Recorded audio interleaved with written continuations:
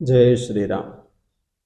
ભારતની સંસ્કૃતિમાં ઋષિમુનિઓ અનેક શાસ્ત્રોની રચના કરેલી છે. વેદ, ઉપનિષદ, ભાગવત, પુરાણ, રામાયણ. પણ એમાંથી સામાજિક દૃષ્ટિએ અને પારિવારિક દૃષ્ટિએ સૌથી શ્રેષ્ઠ શાસ્ત્ર હોય તો એ છે રામાયણ. રામાયણમાં સમાજની રચના કેવી હોવી જોઈએ એનો પણ ઉલ્લેખ કરેલો છે. નગરની રચના કેવી હોવી જોઈએ એનો પણ ઉલ્લેખ કરેલો છે. શિક્ષણની પ્રથા કેવી હોવી જોઈએ એનો પણ ઉલ્લેખ કરેલો છે. પિતા કોને કહેવાય, પુત્ર કોને કહેવાય, પત્ની કોને કહેવાય, ત્યાં સુધી કે રાજાના લક્ષણ કેવા હોવા જોઈએ એનો પણ ઉલ્લેખ રામાયણમાં કરેલો છે. રામાયણનો આધાર હોય તો એ છે ભગવાન શ્રી રામ. પુત્ર હો તો રામ જૈસા. ભગવાન રામે પોતાના જીવનમાં ત્યાં સફળતા મળી છે ત્યાં પરિવારના સભ્યને સ્થાન આપેલું છે. ભગવાન રામ જ્યારે નાના હતા ત્યારે પોતે રમતમાં હારી જતા અને લક્ષ્મણજી અને ભરતજીને જીત આપતા. તાડકા નામની રાક્ષસોનો વધ કર્યો ત્યારે ભગવાન એવું બોલ્યા એ તો મારા ગુરુજીના આશીર્વાદ હતા. ત્યારે ગાદીનો સમય આવ્યો ત્યારે ભરતજીને સ્થાન આપ્યું. યુદ્ધમાં જીત થઈ તો ભગવાન એવું બોલ્યા એ તો મારી સેનાનું બળ હતું માટે મારો વિજય થયો છે. ભગવાન રામમાં રાજા જેવા પણ ગુણ હતા.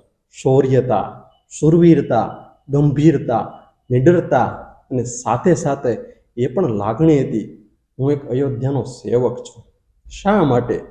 અયોધ્યાના પ્રત્યેક નાગરિકમાં શૂરવીરતા હતી, એનામાં તેજસ્વીતા હતી, એનામાં અસ્મિતા હતી. જનક રાજા એકવાર શિકાર કરતા કરતા અયોધ્યામાં પ્રવેશ એમનો થયો ત્યારે એ સમયે ગૌહત્યા થઈ. રાજા દશરથને ખબર પડી. રાજા દશરથ એ સમયે ભગવાનની પૂજા કરવા માટે જતા હતા. ગાયમાં પ્રાણ પૂરવા માટે રાજા દશરથે એક અયોધ્યાના સેવકને મોકલ્યા. સરયુની અંજની લઈ અને અયોધ્યાના સેવક જાય છે અને પ્રતિજ્ઞા કરે છે મેં મારું જીવન પ્રામાણિકતાથી વિતાવ્યું હોય, નીતિમત્તાથી વિતાવ્યું હોય તો ગાય ફરીવાર સજીવન થાય અને અંજલિ છાંટતા ગાયમાં પ્રાણ પૂરાય છે. નગરી ही अयोध्या सी रामचरण से पावन हो. અયોધ્યાના પ્રત્યેક કણમાં ભગવાન રામનો વાસ છે. રામાયણમાં ભગવાન રામ પછી બીજું કોઈ સ્થાન હોય તો છે માં સીતાનું. પત્ની હો તો માં સીતા જૈસી. સીતાજીએ પોતાના અંતિમ શ્વાસ સુધી ભગવાન રામનો સાથ આપ્યો છે અને અંતિમ શ્વાસ સુધી ભગવાન રામના ગુણગાન ગાયા છે. જેમનો ઉછેર મહેલમાં થયો છે, વનમાં ક્યારે પ્રવેશ કર્યો નથી, પણ જ્યારે વનવાસની વાત આવી ત્યારે સૌથી પહેલા સંકલ્પ સીતાજીએ કરેલો છે.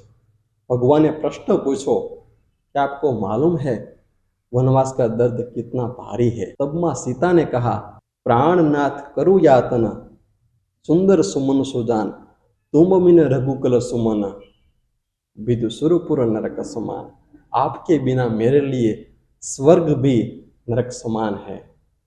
मैं सदा के लिए आपके साथ रहना चाहती हूँ.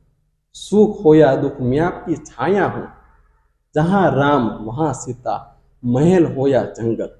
સીતાજીએ 14 વર્ષ સુધી ભગવાન રામને સાથ આપ્યો છે. ચિત્રકૂટમાં ગયા ત્યારે જનક રાજા મળવા માટે આવ્યા ત્યારે જનક રાજા એવું બોલ્યા દીકરી આજે તો તે બંને કુળનું ગૌરવ ઉતાર્યું. પતિવ્રતાની દૃષ્ટિએ કોઈ શ્રેષ્ઠ સ્ત્રી હોય તો એ છે મૈયા સીતા. ત્યારબાદ ભગવાન રામ વગર જેમનું જીવન અશક્ય હતું એ હતા લક્ષ્મણજી. ભૈયા હો તો લક્ષ્મણજી જૈસા. તમે રામાયણ વાંચો અને એનાલિસિસ કરો તો તમને ખ્યાલ આવશે. લક્ષ્મણજીને ક્રોધ ત્યારે જ આવ્યો છે ત્યારે ભગવાન રામ સંકટમાં હોય. એ પછી શાપની વાત હોય, વનવાસની વાત હોય કે યુદ્ધની વાત હોય, મારા ભગવાન સંકટમાં હોય અને હું શાંત કેવી રીતે બેસી શકું એવીની ભાવના હતી, એવીની લાગણી હતી. ત્યારે વનવાસ જવાની વાત આવી ત્યારે મા સુમિત્રા એવું કહે છે લક્ષ્મણ આજથી તારા જીવનમાં ભગવાન રામ એ પિતાને સ્થાને છે અને સીતા એ માતાને સ્થાને છે.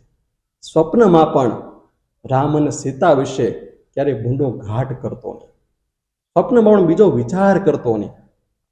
ત્યારથી લક્ષ્મણજીએ નક્કી કર્યું સ્વપ્ન તો ત્યારે આવશે જો ઊંઘ કરું તો. 14 વર્ષ સુધી ઊંઘનો ત્યાગ કર્યો અને ભગવાન રામની સેવા કરી. લક્ષ્મણજીને તો સલામ છે, પણ સાથે સાથે ઉર્મિલાજીએ પણ 14 વર્ષ સુધી ઊંઘનો ત્યાગ કર્યો છે. ભગવાન રામ અંતે મળવા માટે જાય છે ને કહે છે, ઉર્મિલાજી માગો, તમને બંધન છે. તમે પણ 14 વર્ષ સુધી ઊંઘનો ત્યાગ કર્યો છે. ત્યારે ઉર્મિલાજીએ માગ્યું છે. અત્યાર સુધીના ઇતિહાસમાં કોઈ પણ પત્નીએ પોતાના પતિ માટે આવું ક્યારે માગ્યું નથી. ઉર્મિલાજી એવું કહે છે, ભગવાન તમે પ્રસન્ન થયા હોય તો મને એ વર આપો કે જ્યારે મારા પતિ આપની સેવામાં હોય ત્યારે એમને મારી યાદ ન આવે. આવા તો અનેક પાત્રો રામાયણમાં અંકાયેલા છે. માં કૌશલ્યાનું પાત્ર તમે લઈ લો, રાજા દશરથનું પાત્ર લઈ લો, પ્રાણ પ્યારા રામ ભક્ત હનુમાનજીનું પાત્ર લઈ લો. પણ આજે બધાને આનંદ છે. શા માટે? 22 જાન્યુઆરી 2024ના દિવસે અયોધ્યાના નાથ, અયોધ્યાના તાત અયોધ્યામાં પધારે છે. અયોધ્યાના મંદિરમાં પ્રત્યેક કણમાં ભગવાન રામનો વાસ છે.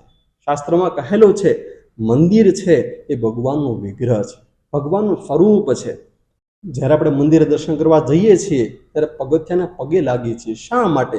પગથિયા છે એ ભગવાનના ચરણ છે, સ્તંભ છે એ ભગવાનના સાથળ છે, ગર્ભગૃહ છે એ ભગવાનનું ઉદર છે, શિખર છે એ ભગવાનના ખભા છે, પદ્મશિલા છે એ ભગવાનનું મસ્તક છે, અને ધજા છે એ ભગવાનના કેશ છે.